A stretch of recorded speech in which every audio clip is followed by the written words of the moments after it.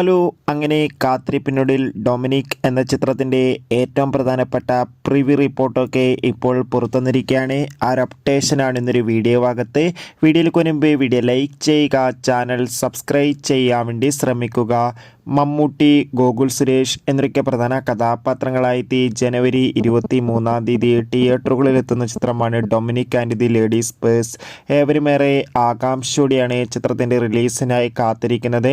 അങ്ങനെ കാത്തിരിപ്പിനൊടുവിൽ ചിത്രത്തിൻ്റെ ഏറ്റവും പ്രധാനപ്പെട്ട അപ്ഡേഷനൊക്കെ പുറത്തുവന്നിരിക്കുകയാണ്. ചിത്രത്തിൻ്റെ ആദ്യ പ്രിവ്യൂ റിപ്പോർട്ടാണ് പുറത്തുവന്നുകൊണ്ടിരിക്കുന്നത്.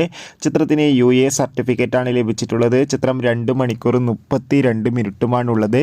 അതോടുകൂടി ചിത്രത്തിൻ്റെ പ്രിവ്യൂ റിപ്പോർട്ടിൽ സൂചിപ്പിക്കുന്നത് ഡൊമിനിക് എന്ന ചിത്രം മികച്ചൊരു കോമഡി എൻ്റർടൈൻമെൻ്റ് ആണെന്നും ചിത്രത്തിൽ മമ്മൂട്ടിയുടെ മികച്ചൊരു അഭിനയവും മികച്ചൊരു ആക്ഷൻ രംഗങ്ങളൊക്കെ കാണാൻ വേണ്ടി സാധിക്കുന്നുണ്ടെന്നും.